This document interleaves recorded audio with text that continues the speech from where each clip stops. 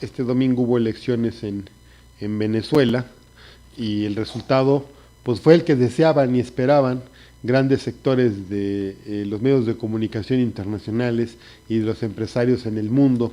Los gringos están, bueno, pero hechos unas pascuas, están felices. Resulta que estas elecciones del domingo, el 74.25% del padrón electoral participó y aún faltan por adjudicar 22 diputaciones. Estaban todavía ahí viendo los cálculos, cómo entraban. La institución electoral entregó los primeros resultados con el 96.03% de los votos. Allá la votación es electrónica y lo hacen de volada, no como aquí que se tardan un montonal. Bueno, el grupo gobernante sacó 24 representantes nominales y 22 por lista, en total 46 diputados. Y hasta ahorita la Mesa de Unidad Democrática, así se llama la coalición de organizaciones y partidos de centro y de derecha, 72 representantes nominales, fíjense, o sea, el triple casi, y 27 por listas, haciendo un total pues más o menos de 99 diputados. Este domingo 6 de diciembre votaron unos 19.496.000 venezolanos. Bueno, podían votar 19.496.000 venezolanos para escoger 167 representantes a la Asamblea Nacional de Venezuela para el periodo 2016-2021. Estos comicios parlamentarios no representan una elección nacional, sino que depende de cada circuito local y regional. Por lo tanto, el número de votos nacionales no es directamente vinculante a la cantidad de curules conquistados. Esto se había denunciado como que era una maniobra del chavismo para ganarlas todas las elecciones, pero en esta pues parece que se le revirtió el asunto. La oposición venció en forma estrepitosa al oficialismo chavista en las elecciones parlamentarias celebradas este domingo. Un triunfo histórico, dicen los medios, obteniendo 99 diputados con contra 46 del chavismo, cuando todavía faltan por adjudicar, y decíamos 22 de los 167. Que ya me perdí acá. Con estos datos es seguro que la Mesa de Unidad Democrática dispondrá de la primera mayoría calificada, con 108 escaños, muy probablemente, o sea, 3/5 partes, pero no se descarta la posibilidad de que alcance los 112, que le otorgarían la mayoría absoluta calificada con dos terceras partes de la Asamblea. Ya sea en una o en otra circunstancia, la Asamblea será controlada con mano de hierro por Diosdado Caballero, el jefe del ala militar era controlada por el jefe militar del ala, el ala militar del chavismo, con sus diputados. En su alocución a la nación, nada más conocer los datos, Nicolás Maduro insistió en culpabilizar a la burguesía parasitaria y al capitalismo salvaje de la brutal guerra económica desatada contra el pueblo. No ha triunfado la oposición, sino con la contrarrevolución, dijo, y no dudó en calificar de malas artes las empleadas por la Mesa de Unidad Democrática. Una narrativa que no ha sido comprobada por los votantes corroborada por los votantes venezolanos, hastiados de la crisis económica que golpea a su país con 217% de inflación, según esta nota, la primera del planeta, o sea, la más alta en el planeta, recesión de menos 9% del Producto Interno Bruto y escasez y desabasto por encima del 60%. La peor economía de los países petroleros, pese a que controla, dicen ahora, la mayor reserva de petróleo. Primero vamos a comentar un poquito esto.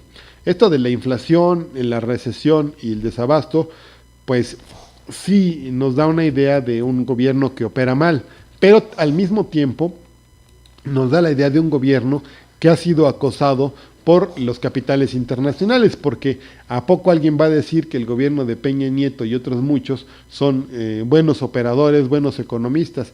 No nos tienen hecho un asco, y aquí no pasa esos niveles de inflación y esas cosas, porque el gasto se maneja de una manera diferente, para empezar, y en segundo lugar, porque aquí tienen contraídos los salarios y porque la burguesía nacional e internacional en Venezuela está haciendo todo lo posible por tirar al gobierno, y aquí al contrario, hasta lo protegen. Así que esto, aún siendo parcialmente cierto, hay que verlo con reservas, porque a pesar de que Maduro es un tanto antipático, pues en cierta medida, por lo menos en cierta medida, tiene razón. El terror económico inhibió a nuestros votantes, aseguró Maduro, quien volvió a compararse con Salvador Allende. Supimos que nadábamos contracorriente y dimos la cara, añadió el presidente, quien estuvo escoltado por Cabello y su mujer, Cecilia Flores, convertidos en nuevos diputados. Maduro es sin duda el gran derrotado de unas elecciones parlamentarias que también se convirtieron en un plebiscito sobre su gestión. De esta forma, la revolución deja de controlar todos los poderes del Estado, ejecutivo, judicial, económico, militar, los medios de comunicación y hasta ahora el legislativo. Mientras Maduro hablaba al país, los opositores entonaban el himno venezolano, Gloria al bravo pueblo, en su comando de campaña. Una nueva mayoría se expresó. Venezuela puso un alto en el camino a la destrucción. El pueblo habló claro, dijo Jesús Torrealba, secretario ejecutivo de la Mesa de Unidad Democrática. Pues claro, ¿qué podía decir si estaban ganando, no? Otra vez, no digo que no sea cierto en parte lo que está diciendo, pero también lleva pues su toque obviamente de exageración. El secretario ejecutivo de la Mesa de Unidad Democrática, el señor Torrealba, mostraba su satisfacción por los resultados y dedicaba la victoria a los presos políticos como Leopoldo López, al que le han hecho mucha campaña. Por cierto, aquí en México uno de los principales defensores de Leopoldo López es el hace rato mencionado Cirito Gómez Leiva, que bueno, siempre se desgarra las vestiduras por el señor Leopoldo López. A los que devolveremos los derechos, dijo este señor. Esta es una victoria para los que han sido perseguidos, apresados. Les devolveremos sus derechos, aseguró Torrealba. La mujer de López, la opositora Lilian Tintori, también recordaba a su marido y aseguraba, tras hacerse oficial la victoria de la alianza opositora, que cuando lleguen a casa le voy a decir a mis hijos que ha ganado la libertad. El país quiere cambio, resumió el gobernador Enrique Capriles, quien insistió en que Maduro no había entendido la voluntad popular. Es cierto, se ve que en la votación el pueblo quiere cambio, el país quiere un cambio, pero no deben estar tan seguros los de la Mesa de Unidad Democrática de que el cambio es en favor de ellos, es en buena medida en contra de los errores y los abusos del grupo que formó Chávez o la coalición que formó Chávez y que ha venido cometiendo, pues, como es natural en parte, pero no es justificable, muchos errores. En 2010 el chavismo conquistó 98 escaños frente a 65 de la oposición, pese a que la diferencia entre ambos fue de solo 0.89 puntos, unos 103,000 votos, gracias a la ley electoral diseñada a la medida del chavismo. Pero ahora esa misma diferencia pequeña pues le sirve a la oposición para salir ganones.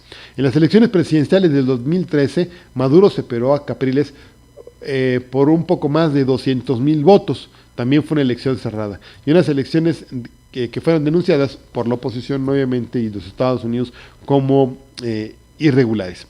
Todo lo que se venía viendo es que venía creciendo la oposición y el chavismo se venía pues reduciendo ligeramente, y bueno, con la muerte de Chávez este proceso se acelera.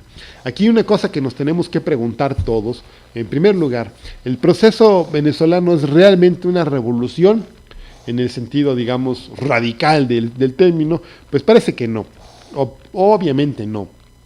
De lo que se trataba es de una revolución política en la que el gobierno estaba haciendo una forma de gasto público diferente, que tenía mucho que ver con la justicia, la redistribución del ingreso, pero también con el clientelismo y con ponerse en una posición de resistencia frente a los Estados Unidos y así tener un enemigo externo que ayudara a cohesionar a quienes estaban de acuerdo con las políticas que estaba siguiendo Maduro. Y claro que un sector muy grande del pueblo tenía que estar de acuerdo, pues si te aumentan el sueldo, si te dan mejores servicios de salud, mejores escuelas, hay cambios de ese tipo, mejoran tus calles, se mejora la seguridad en algunas zonas o en buena parte del país, pues claro que la gente está de acuerdo. Ahora, han estado diciendo mucho que la inseguridad en Caracas y en otras ciudades está terrible. Pues sí, pero no es solamente un efecto de los errores del chavismo, es también que se promueve la delincuencia organizada y la delincuencia desde las esferas empresariales, como se hace aquí en México también, para meter inestabilidad y dividir al pueblo. En cuanto a lo de que decíamos de que es una revolución, bueno, en realidad el chavismo, Chávez en particular en primer lugar, y luego su heredero Maduro, pues no podían y tampoco habían pretendido hacer una revolución en el sentido más amplio del término. No pretendieron, no intentaron hacerlo, deshacerse por completo de sus opositores, desaparecerlos del mapa, desarticularlos, asesinarlos, excluirlos del país. Nunca lo intentaron y bueno, estos pues nunca quitaron el dedo del renglón y siguieron intentando y intentando y intentando y ahora han tenido un triunfo pues verdaderamente importante, que le va a complicar mucho la vida en primer lugar al gobierno de Maduro, pero en segundo lugar a todo Venezuela, porque van a tratar de cambiar las reglas de cómo se gasta el presupuesto nacional, de cómo se vende el petróleo, de cómo funcionan las instituciones, en favor, en primer lugar, de esos partidos que están teniendo el triunfo y en segundo lugar, pues, de los grandes empresarios de ese país. A pesar de que fue agresivo, el chavismo, los resultados nos lo muestran, perdonó al enemigo. Y sabemos que cuando se hace una guerra, aunque sea política como esta, y se perdona al enemigo, pues a la larga el riesgo es muy grande porque se puede recuperar y te puede derrotar. La paradoja cruel es que las dictaduras verdaderas, las dictaduras de derecha, nunca perdonan, aplastan y no ceden. Entonces retirarlos del poder cuesta mucha sangre y mucho tiempo. En cambio Chávez y Maduro, a pesar de ser acusados de autoritarios y de dictadura, bueno, pues están perdiendo posiciones Maduro a través de un proceso democrático que él mismo organizó y él reconoce los resultados. Ya quisiera yo ver algún día al PRI reconociendo resultados de esa manera. Es cierto que reconoció en el 2000, cuando ganó Fox, pero todo el mundo le quedó un saborcito en la boca como de que el asunto estaba planeado. Además, Fox violó la ley electoral porque rebasó el nivel de gastos de campaña. Otra cosa que hay que reflexionar en relación a este proceso es que, aunque sea triste decirlo, el mito de que existe un pueblo bueno, que el pueblo es decente y que tiene anhelos de justicia, es un mito, es una fantasía que nos hemos creado a la gente de izquierda. La verdad es que a la gente, a los ciudadanos, si les llenas la panza o les arreglas algún problema, lo agradecen y mucho, pero no como para propiciar que te quedes en el poder. Si no funciona, si cometes errores, la gente se enoja, o bien la propia ignorancia la hace que se crea, ¿cómo se llama? Promesas de otras tendencias, de otras corrientes, y eliminan a quien los había sacado de la bronca. Parte del problema del chavismo es que lleva muchos años en el poder, y entonces las generaciones que tenían 5, 6, 10 años cuando empezó Chávez, pues ahora han olvidado y casi no conocieron cómo se vivía en Venezuela antes de que ellos estuvieran en el poder. Cómo era la violencia, el crimen organizado, no vivieron los caracazos, no vivieron los grandes niveles de miseria y pobreza que se padecía, ¿cómo se llama? El despojo de los bienes de la nación, como nos lo están haciendo en México, como se había venido dando en Venezuela. La gente joven no lo conoció, no lo vivió, y entonces ahora solo recuerdan, solo saben, pues lo que han vivido con Chávez, y con Chávez lo que han vivido es que han recibido parte de lo que les corresponde legítimamente, y pues no están dispuestos a aceptar que junto con eso haya corrupción, desviaciones, abusos, autoritarismo, y pues la gente muerde el anzuelo, unos y otros simplemente están en contra, y otros nunca estuvieron a favor del chavismo. Se junta todo esto y pues votan en contra. También habría que preguntarnos porque un sector muy grande de la izquierda latinoamericana ha estado lanzando las campanas a vuelos desde hace años con el chavismo, diciendo que es la revolución bolivariana, que es el socialismo del siglo XXI, que en realidad pues es una broma pesada eso del socialismo del siglo XXI, pero ¿qué tantos logros realmente hubo? ¿Qué tantos avances hubo? En lo material concreto y directo, porque reducir el asunto a que el Estado gaste de una forma más social, más justa, el dinero que se junta por parte de los impuestos, no es suficiente. Eso es necesario y muy correcto, pero no es suficiente. La propiedad sobre los medios de producción, la capacidad del pueblo de mantenerse, de trabajar, sin tener que limosnear, ese es un asunto esencial. Si lo sacas al pueblo de cierta forma de miseria y solamente lo atrapas en formas de clientelismo, pues a la larga eso no va a funcionar. Ahora, ¿qué sucede en este proceso? Y en México no tendremos mucha cara con qué criticarlo, pero hay que comentarlo. Que muere Chávez y el proceso se empieza a desgajar, se empieza a debilitar mucho. Bueno, pues que está muy acaudillado y que el conjunto de fuerzas que han estado impulsando este proceso revolucionario en Venezuela, pues no han logrado realmente convencer al pueblo, educar y transformar la conciencia de la gente para que siga. Y esto nos muestra que finalmente el marxismo tenía razón. Las condiciones materiales son los que realmente te educan.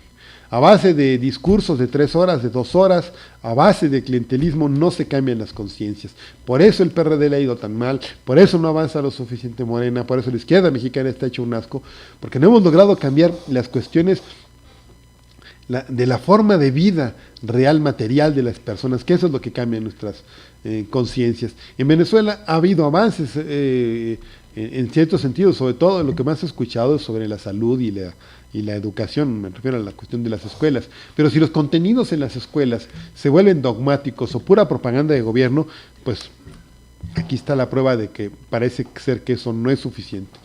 De todos modos, como siempre hay que reconocerlo, quisiéramos en México siquiera una parte de ese proceso, no la parte autoritaria y la corrupción que ha habido, pero sí la parte de que se decide impedir que sean robados los recursos de la nación, o limitado por lo menos eso, y por el otro lado, hacer del presupuesto del Estado una forma de redistribuir el ingreso. Quisiéramos que eso se viera aquí en México algún día, esperemos que no tardemos mucho en llegar hasta ese punto.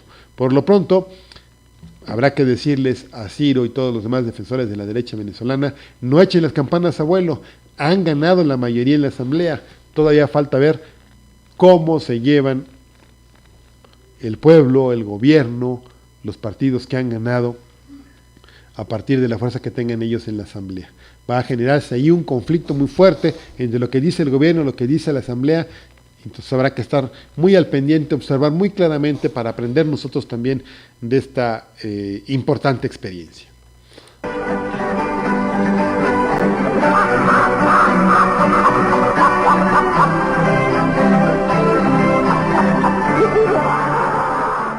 Todo se ha consumado. En esta ocasión no tiembla la tierra, no hay viento, no hay lluvia, ni un monstruoso eclipse apaga el sol.